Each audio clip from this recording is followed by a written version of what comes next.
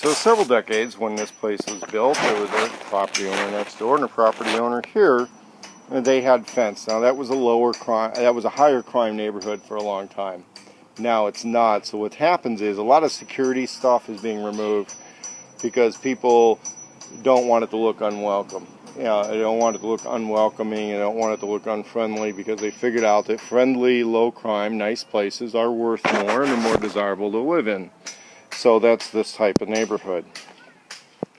And, one of these things is no longer any sort of ghetto. But at once upon a time, there was chain link and cyclone fencing up here. And this is where the posts had been cast into the concrete. Now, I've seen this kind of deterioration in the 1970s and 80s when I explored old forts that were built in the Civil War, or World War II, that sort of thing. So we can assume this was decades ago. That the fencing here on the edge of this drop-off deteriorated a long time ago. This property probably changed hands several times where somebody kind of haggled the value of the property and said, well, we'll get around to fixing the fence. Obviously they haven't, not in decades. So what happens here at 2 stories up is we've seen more deterioration like this and this sort of stuff. But this style of handrail is a little bit classic to the area, so we want to preserve that. But technically up here you need to make it where a toddler won't walk off of it. You can kind of sort of get away with putting stuff in that is not going to have those extra safety bars if maybe you don't rent the children or you do senior citizens or something, or you're preserving the original style of the building, which is kind of what we'd look at in a situation like this where a toddler could wander off the side of the step here. And when we see this type of stuff, this didn't happen overnight either, okay? And so when we look at the level of damage and deterioration here, one of the things that somebody's going to kind of work on is they want to get the most done for the least amount of money. Now, one of the ways you can get the most done for the least amount of money is find some way to pawn that liability off on somebody else. That's where I come in. So gentrification in cities like Portland is accomplished through cash. And it's accomplished through the availability of skilled, well-equipped labor that will do jobs on a cost-effective basis. Now, eventually what happens is the government gets involved. And the government gets involved in 2 different directions on these things. 2 different directions. One, actually about 3. Really about 3 directions. One, they're going to start enforcing labor rules. Labor rules. Safety is pretty much going to be everywhere because safety is done through insurance companies. So if something's not safe, then that liability is going to exist, whether or not a job is legal or illegal or licensed or unlicensed. A safety liability is a safety liability. But what happens is a lot of people who don't want to correctly and properly address safety liabilities while getting what they want.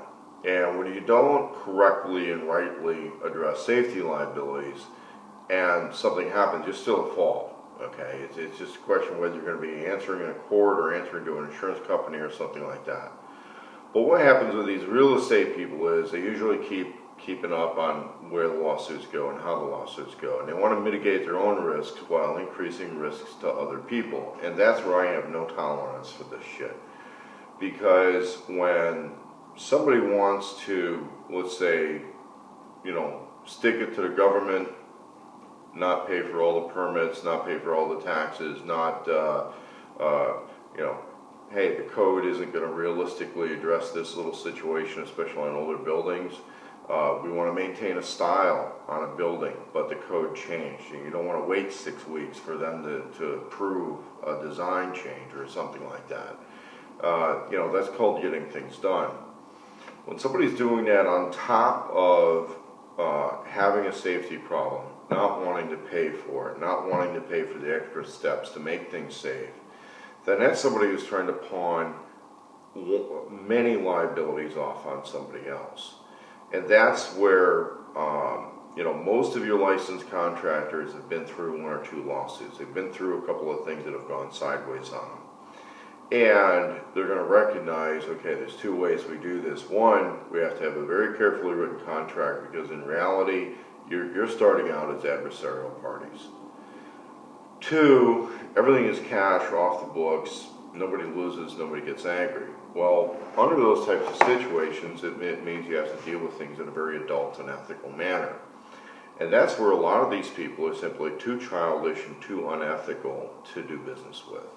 And that's that property that I was shown in the earlier part of the video. There's a reason why things there had dilapidated for so many years. It probably has something to do with the fact that after doing a little bit of financial research on the property and individuals involved with that, which is all available online, we're dealing with somebody who wouldn't deal with contractors on contractors' terms. Now, I'm sure cost had something to do with it, because I sure heard a lot from this guy, this person.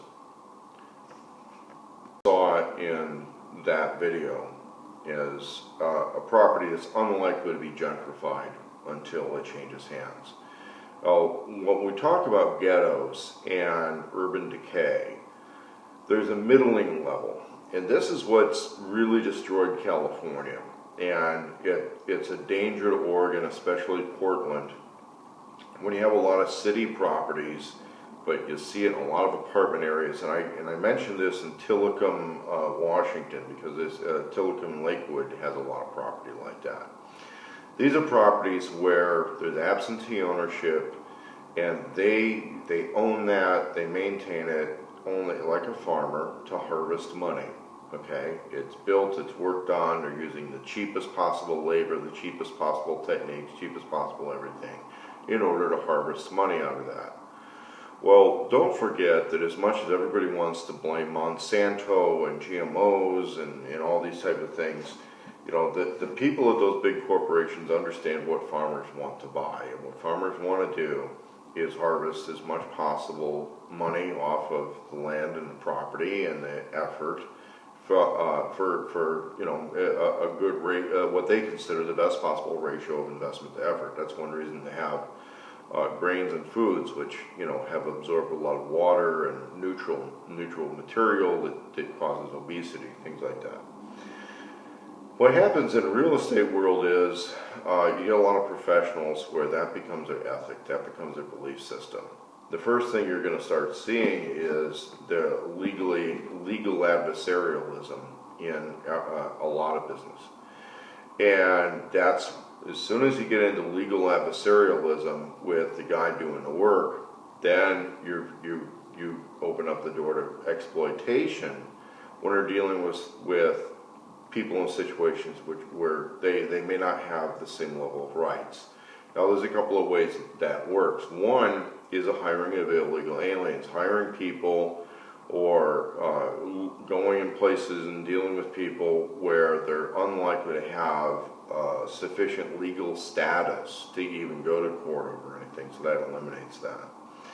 Then they want to hire somebody smart enough to do the work, probably, you know, somebody who's fully educated. That's going to be a little problematic. So, but part of the issue is the further you get north away from the Texas-Mexico border, the smarter the Mexicans get because they went further. Okay, so that's one of the reasons here in Oregon, a lot of the gentrification, Portland and all that, it's usually the smarter Hispanics who came from California, not the ones with less resources who came from Mexico. So what will happen is the ones with fewer resources are going to walk across the border, they're going to do the shit jobs and the shit living situations in Southern California until they kind of get it together and they learn the score and they move further north. So whenever you're in the more northern cities, you're going to be dealing with a little more smarter, more savvy breed of illegal alien, even if you are dealing with the illegal aliens. Because of that, the local workers can be more competitive. Okay, a lot of local guys just aren't going to work at that rate. We get lied to. You know, when somebody says, "Oh, the Mexicans will do whatever you do for half," they will in Southern California. By the time they've gotten up here, they own a vehicle, they own some tools, they're just not going to put up with that shit. And that's reality. And so when you have people whose psychological blockages seem to prevent them from dealing with reality, you're going to get properties like I showed earlier in the video. And that's where a person had, they recognized that they had a safety hazard on the property. The staircase railings, fences, all these things had rotted out of the concrete. They rotted out of the concrete with their varying levels of drop off anywhere from 4 to 10 feet, depending on where they were. I think one of those maybe 12 feet. And when you have that type of a situation, well, that's also a safety situation for the people who would be working there. And when they want guarantees and licenses and all these types of things, well, then the contractor has certain responsibilities. And we shouldn't have to sit there and try to educate somebody on them because he probably already knows. He just doesn't want to deal with it. Now, smart guys, anybody who's jumped around an obstacle course at Paris Island understands that there's certain risks that you're going to take when you're climbing on things and doing things. And if you can do it, you're strong, or you're smart, you're capable, you can deal with it. If you're an unlicensed tradesman like I am, I split my time between working for regular companies and doing side work. A lot of people do side work. And that leads to gentrification when we see productivity, cost-effective. A little follow-up a couple weeks later, nothing changed here, just like it hadn't changed in the last 20 years, where the handrails and the rails here had rotted out. The concrete's rotted out where the stuff had been. So, you know, as we look up, it's a, you know, full 2 stories up. This stuff is obviously not being held in anymore. This was a handrail that I installed. I built it and installed it here. Went a little over budget because there's a certain minimum purchase on materials. So I would want it to touch up painting, that sort of a thing. But previously, with this about 4.5, 5 foot drop off, there was nothing up here. So, you know, if a kid or somebody was running through here, they've got a little bit of a tripping surface here and then would fall off. But this is using the fairly standard plates for this sort of a thing. And what it is when you put the anchor bolts in, they bend down. You know, it tweaks it into shape, so it'll follow the shape of, you know, the irregular concrete that it's mounted on, and good and strong. As we talked a little bit about using different materials. The thing about using square tube is that you can attach other stuff to it later on. For example, if code enforcement comes through and says, no, you need a bunch of uprights on here, which you might demand, well, you'd be able to install them on a square tube. You are quadrupling the work to do it on round tube. But in this situation, what we have is basically somebody who doesn't want to face the reality that they're responsible for the safety of the people they charge money to live here. And this is the difference between gentrification, which I do, which I'm a part of, and slumlording, which is, you know, where this is what needs to come to an end in this town. There's plenty of profits been pulled out of this building in the last 50 years. This situation probably should have been dealt with 15 years ago, I would say. 20 years ago they saw it coming. 15 years ago this was bad. 10 years ago it was falling apart. 5 years ago, you know, it's pretty obvious that somebody was probably saying, hey, you got to have somebody deal with this. And this is at the point where, you know, somebody could lean on this really hard and it could fall on somebody. My last conversation with the owner here was basically we wouldn't be able to do business. So I don't want to get punitive and say I deserve the job. What I want to be able to say is, hey, so somebody's got to deal with this. If you think there's somebody who's better and cheaper than me, you find them. Okay, you go ahead, you find him. You find a guy who's better and cheaper, easier to deal with me. Obviously, that didn't happen. This is somebody who valued his time and money more than other people's time, money, and personal safety. And that's what we need to get away from here in Portland. And And it's that type of a commercial owner that's usually going to stand in the way of gentrification because they want to benefit from it without really spending what's necessary to be a part of it.